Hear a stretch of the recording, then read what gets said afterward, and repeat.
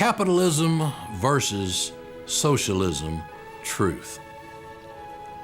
America is a gift from God Jehovah to those persecuted for pursuing a personal love relationship with God Jehovah instead of submitting to religious leaders in Europe who put them to death for reading their own personal copies of Scripture just made available to them by the invention of the printing press and the Protestant Revolution that birthed independence and freedom from forced worship by the one and only universally approved church that had ruled with an iron fist for many centuries, the Catholic Church.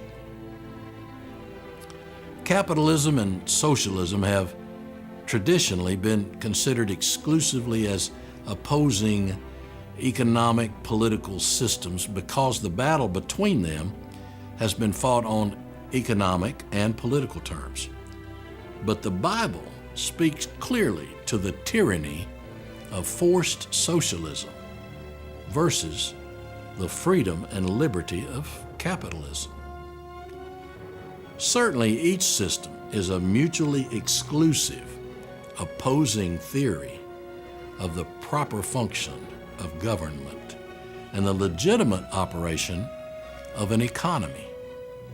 But if one examines their tenets, one will discover at the root of their specific and practical doctrines a more basic and divisive clash between them, as the Bible clearly defines.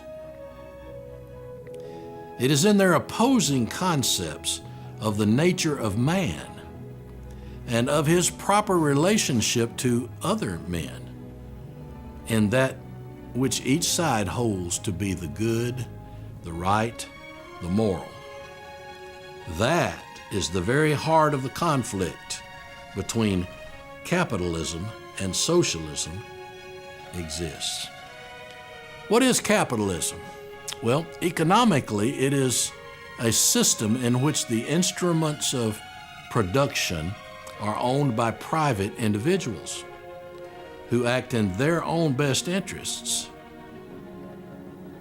Goods and services are exchanged by free trade on a free market, a market which is regulated not by government or bureaucratic mandates, not by what those who claim to represent the majority decide is good for the people, but by the law of supply and demand, which means by each man's voluntary decision as to what products or services he is willing to produce, to buy, and to sell, and at what price, within the context of the market with which he deals. The motive power of capitalism, the propelling force which makes it work, is men's desire and efforts to use their personal productive capacity for the purpose of creating wealth for themselves and their future generations. The end of which capitalism serves is the achievement of profit, a private, personal, family profit by every man, from a captain of industry to a shopkeeper to a coal miner, each to the limit of his ability, his effort, his attainment. Capitalism is not aimed at what its opponents call the service of the public good. Capitalism is concerned exclusively with the private good of individual citizens and their families, and holds that the good is to be achieved by those citizens as individuals. It expects each man to achieve whatever heights he is able in whatever work he has chosen, by his own intelligence, his own will, his own virtue, and his own work. Capitalism expects, and by its nature demands, that every man act in the name of his own rational self-interest, which is the very root of all economics. Just as it does not expect the consumer to pay more for a product than the lowest price which that product can be attained, just as it does not expect a worker to accept a lower wage for his effort than the market will bear, so it does not expect a factory owner to sell his products at a price lower than the public is willing to pay. The twin motors of capitalism are profit and achievement, with one a function of the other. Profit is proportionate, not to a man's intentions or wishes or needs or desires, but proportionate to that which he in fact accomplishes in the free marketplace of buying and selling goods and services.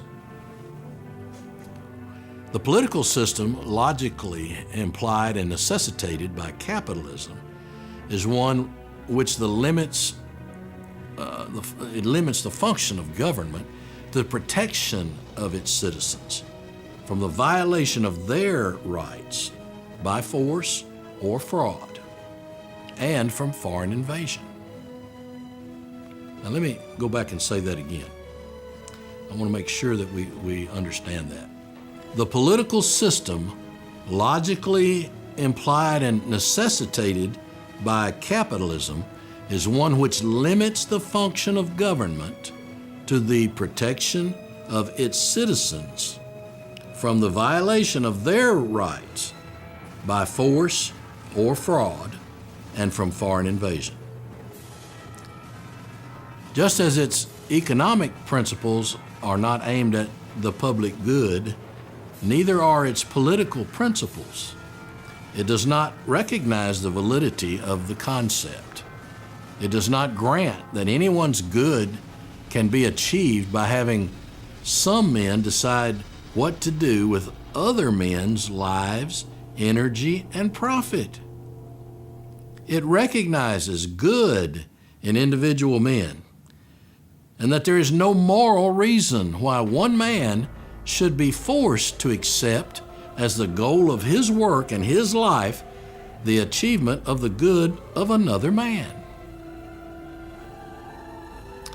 What is socialism?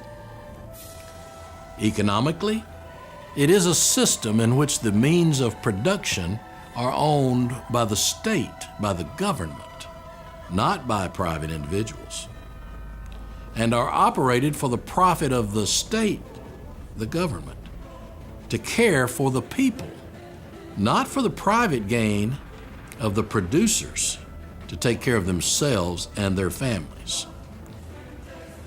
The state, not the free market, decrees how and by whom goods and services are to be produced, how and whom they are to be distributed.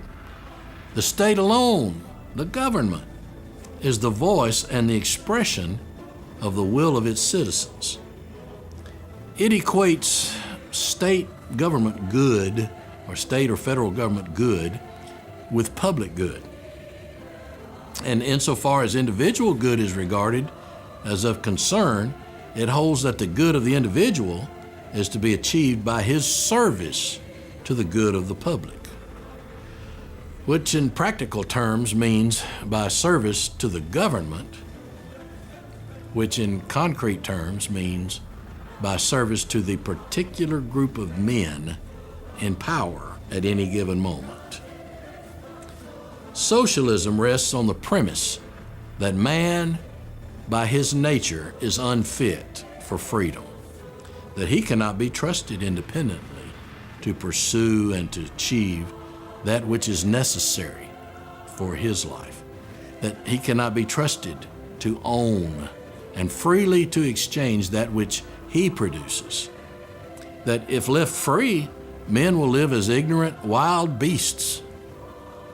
Therefore, socialists decree men must produce at the order of a higher authority called the public or society or the government. and must permit this higher authority to utilize the products of men's efforts as it sees fit. Under socialism, men are to produce not for profit, but for use, the use of the public, without regard for the profit of the men who created that which is being used. Socialism is the tool of an aristocracy, which is a very small group of persons who want to control the masses. Capitalism is the tool of a free society, where all citizens control their government instead of a very small group in control. Each life an end in itself. What opposing moral premises are implicit in the doctrines of capitalism and socialism, of individualism and collectivism? Does man have the right to exist for his own sake? The individualist favoring capitalism answers yes, asserting that man exists by rights granted by our Creator God Jehovah.